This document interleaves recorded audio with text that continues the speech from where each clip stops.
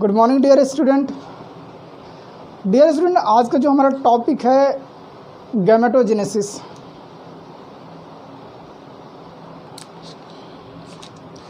Topic है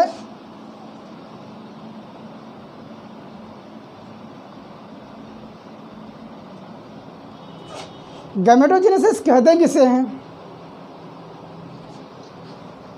formation of gamete को gametogenesis कहते हैं।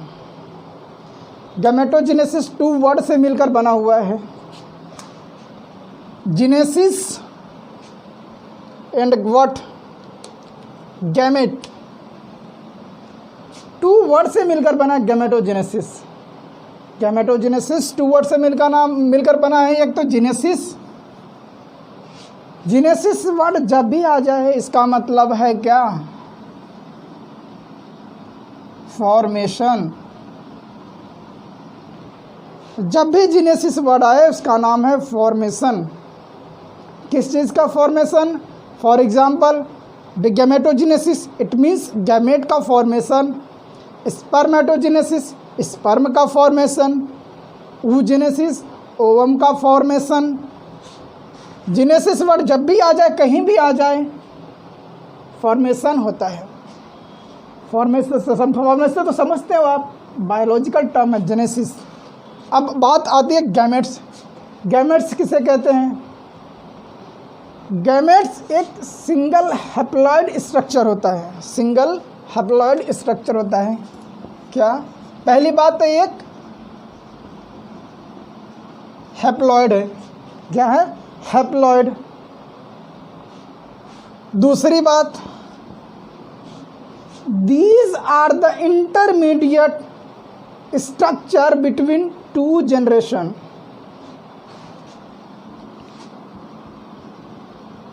These are the intermediate structure between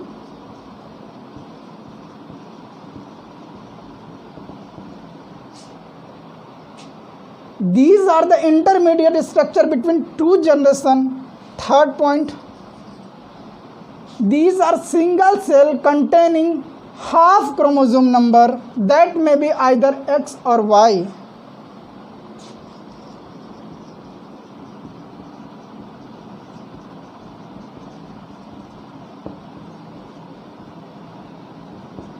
X और Y। आपने पढ़ा होगा sex of the baby depend on father और mother. Father not mother, father पे, ठीक है। फादर। एक्स और वाई किसके पास होता है? फादर के पास। ब्लेम आते हैं रूरल एरिया में बहुत ज़्यादा। टॉपिक नहीं है गैमेटोजेनेसिस का, पार्ट नहीं है, लेकिन आ गया तो बता दिया आपको, ठीक है। गैमेटोजेनेसिस वर्ड समझ में आ गया आपको? गैमेट्स प्लस जेनेसिस 2 वर्ड से मिलके बना गैमेटोजेनेसिस। फॉर्मेशन ऑफ गैमेट्स को गैमेटोजेनेसिस बोलते हैं। For example spermatogenesis it means sperm का formation. oogenesis it means ovum का फॉर्मेशन। अच्छा, ये गैमेटोजेनेसिस होता कहाँ पर है?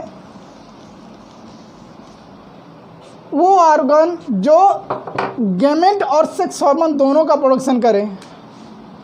प्राइमरी सेक्स ऑर्गन उसे कहते हैं जो गैमेट्स का प्रोडक्शन करे और साथ में सेक्स हार्मोन का प्रोडक्शन करे। तो मेल में कौन सा ऑर्गन हुआ? मेल में टेस्टिस और फीमेल में ओवरी। प्राइमरी सेक्स ऑर्गन का फंक्शन होता है फॉर्मेशन ऑफ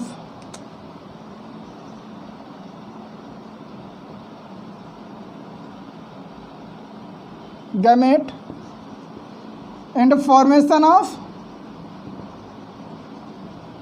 सेक्स हार्मोन। यही है प्राइमरी सेक्स ऑर्गन के फंक्शंस, ठीक। मेल में टेस्टिस, फीमेल में ओवरी। अब बात करेंगे टॉपिक जो है अपना स्पर्मेटोजेनेसिस की। तो ये रहा स्पर्मेटोजेनेसिस।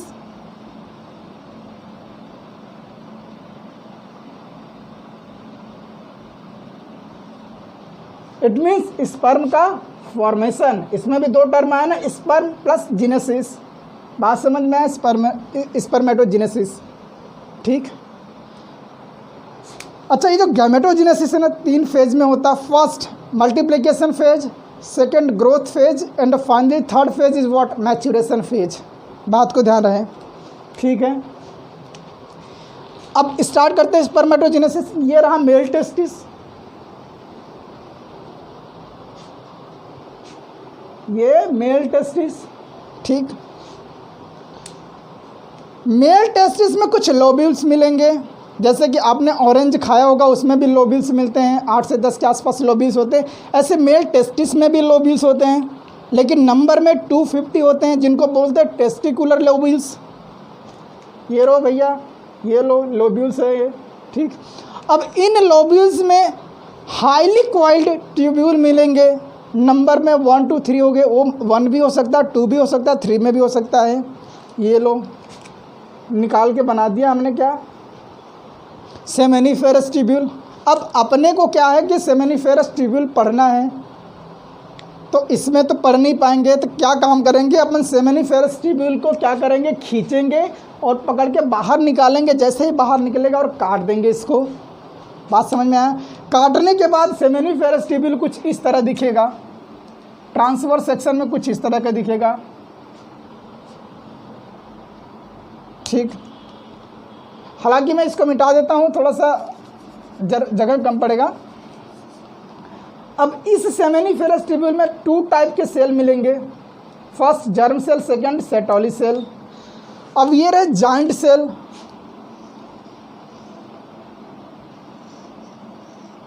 नाम क्या है इनका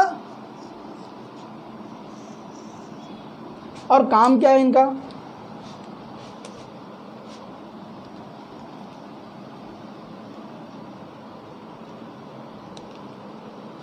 ऐसे कैसे बन गया यार?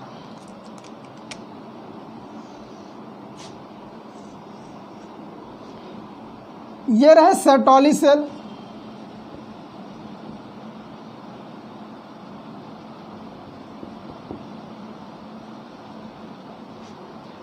नाम क्या, काम क्या है इनका? फूड प्रोवाइड करना। किसको? स्पर्मेटोगोनियम को।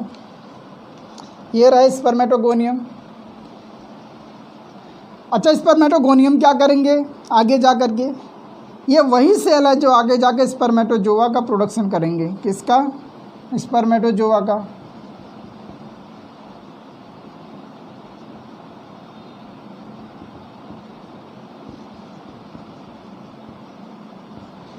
स्पर्मेटोगोनियम को स्टेम सेल भी बोलते हैं। अब इसको स्टेम सेल क्यों ना बोले? देखो मेरी बात सुनो। मेल में स्पर्म का प्रोडक्शन, स्पर्मेटोजेनेसिस स्टार्ट होता है कब? 13 के एज में। किसी किसी में 75 चला जाता है, किसी किसी में 80 चला जाता है। इसका मतलब हमारे पास कुछ ऐसा सेल होना चाहिए जिसके अंदर अनलिमिटेड माइटोसिस की कैपेसिटी होना चाहिए। अनलिमिटेड माइटोसिस करने की कैपेसिटी होना चाहिए। और उस कैपेसिटी, वैसा कैपेसिटी किसके पास है? स्टीम सेल के पास। इसलिए हम इसको स्टीम सेल बोलते हैं। बात समझ में आई? अब आ जाओ इधर पे, थोड़ी बहुत एंडोक्राइन मैकेनिज्म देख लेते हैं, कौन कौन से हार्मोन इन्वॉल्वमेंट होता है। जैसे प्यूबर्टी आता है, प्यूबर्टी आते ही हाइपोथैलेमस एक्टिवेट हो जाता है।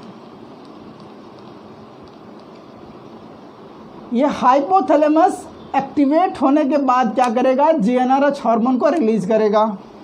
कौन सा हार्मोन? जीएनआरएच। जैसे ही जीएनआरएच इस दुनिया में आएगा, इसको रहा नहीं जाएगा, फटाफट पिट्यूटरी को छेड़ देगा। जैसे ही पिट्यूटरी को रहा नहीं जाएगा, गुस्से के मारे ये भी गोनेडोट्रोपिन हार्मोन रिलीज कर देगी, जिसका नाम है LH and FSH, luteinizing hormone and follicular stimulating hormone. अब एलएच इस दुनिया में तो आ गया। अब दुनिया में आ गया तो करे क्या? कुछ ना कुछ तो करना ही पड़ेगा अगर दुनिया में आया है तो। लो भैया, घूमते घूमते घूमते घूमते टेस्टिस में पहुंच गया। टेस्टिस में जैसे पहुंचा, सेमेनिफेरस ट्यूब्यूल के outer side space, interstitial space में बैठा लेडिंग सेल इंतजार कर रहा होता है। और जैसे ही लेडिंग सेल के पास पहुंचा, उसको एक्टिवेट कर दिया, स्टिमुलेट कर दिया। अब लेडी सेल करे ना करे, इसको भी रहा नहीं गया, इसने भी फटाफट टेस्टोस्टेरोन का प्रोडक्शन स्टार्ट कर दिया। जैसे टेस्टोस्टेरोन का प्रोडक्शन स्टार्ट हुआ, स्पर्मेटोजेनेसिस स्टार्ट हो गया। अब आ जाओ इधर वाले टॉपिक पे। ये रहा जर्म सेल,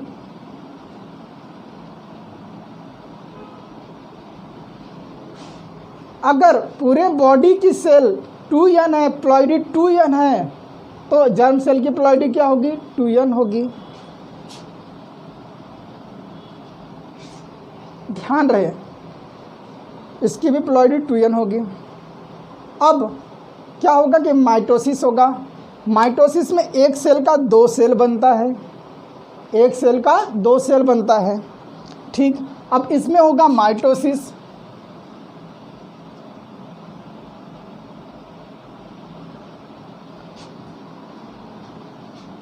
एक सेल का 2 सेल मतलब बहुत सारे, जब जैसे ही बहुत सारे माइटोसिस होंगे तो उसके बनेंगे बहुत सारे स्पर्मेटोगोनियम।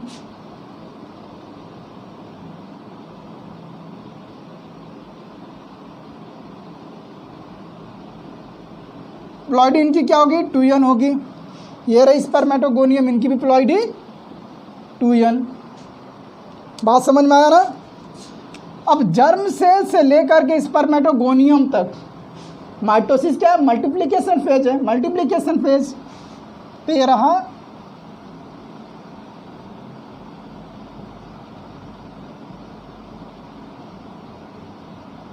Multiplication phase.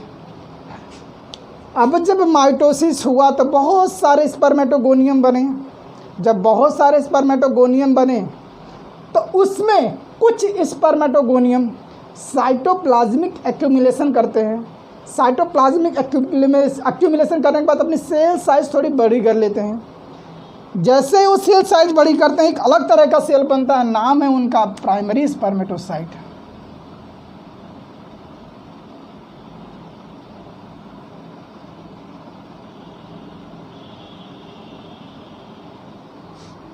इनकी भी प्लॉइडी क्या होगी? 2n होगी।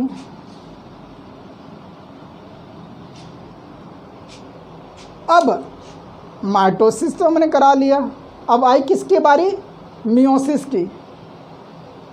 मियोसिस में एक सेल का 4 सेल बनता है, एक सेल का 4 सेल बनता है।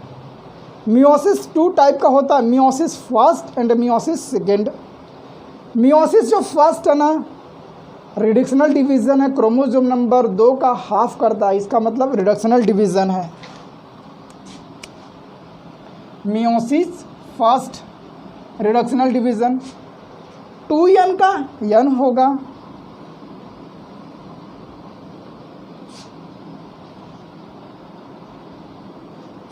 नाम क्या है इनका?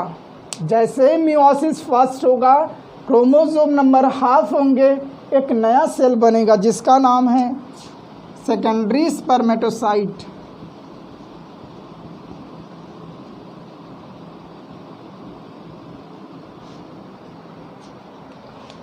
अब बारी आई मियोसिस सेकेंड की। Meiosis second is equational to mitosis. It means जैसे माइटोसिस में एक सेल का 2 सेल बनता है, ऐसे मियोसिस सेकेंड में भी एक सेल का 2 सेल बनेगा। इसमें क्रोमोसोम नंबर सेम रहेंगे, बस नंबर ऑफ सेल इंक्रीज होगा।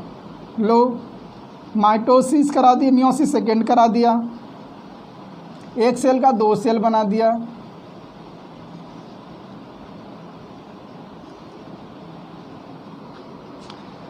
अब अपने पास 4 इक्वल हैप्लॉइड सेल बन गए। नाम क्या है? स्पर्मेटिड्स।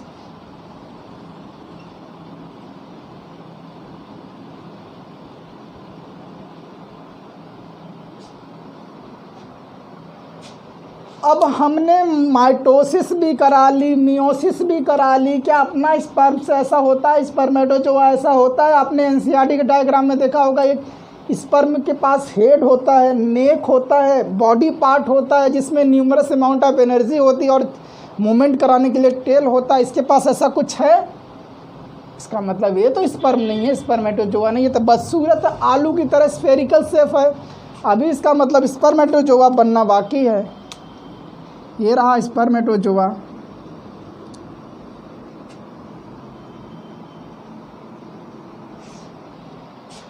अब इस शेप के चेंजेस को बोलते हैं, इस प्रोसेस को बोलते हैं स्पर्मियोजेनेसिस।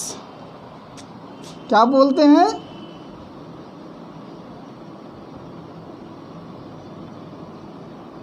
स्पर्मियोजेनेसिस।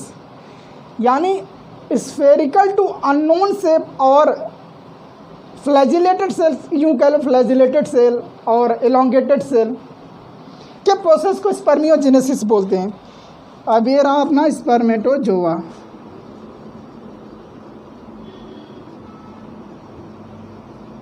और स्पर्म्स, ठीक।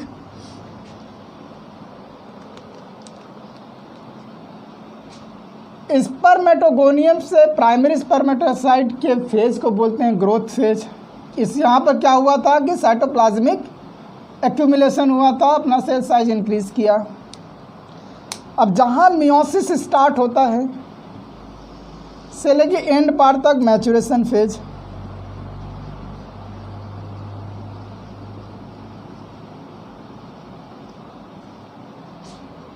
ठीक।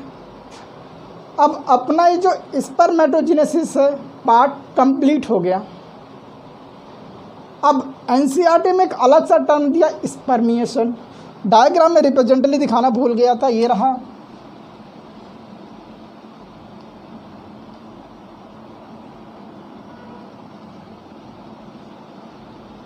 प्राइमरी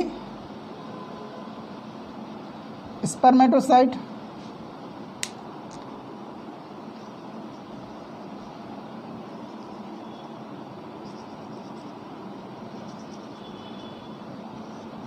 सेकेंडरी स्पर्मेटोसाइट,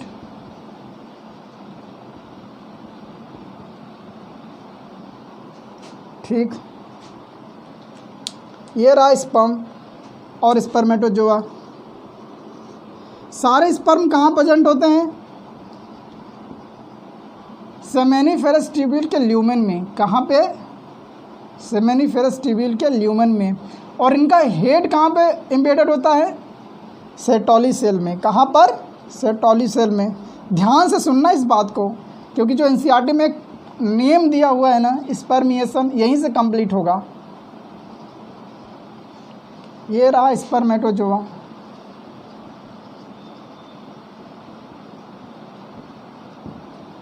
और स्पर्म्स।